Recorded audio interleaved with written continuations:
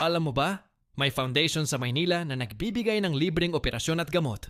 At bukas ito para sa lahat. Una, ito ang Tucci Foundation Philippines. Matatagpuan sa Stada Mesa, Maynila. Isa itong non-profit group na tumutulong sa mga Pilipino na walang pambayad sa ospital.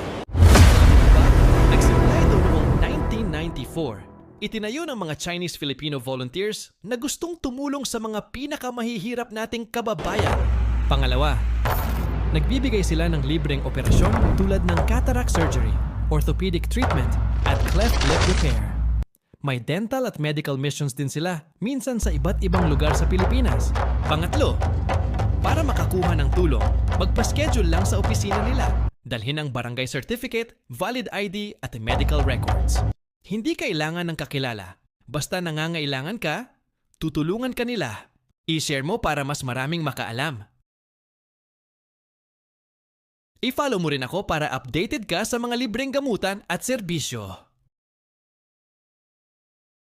Pa-heart naman sa video kung gusto mo ng ganitong content. At pa-repost na rin para mas maraming matulungan tayo. Comment mo rin kung anong lugar mo. Baka may malapit na libreng clinic sa'yo. At comment mo experience mo dito.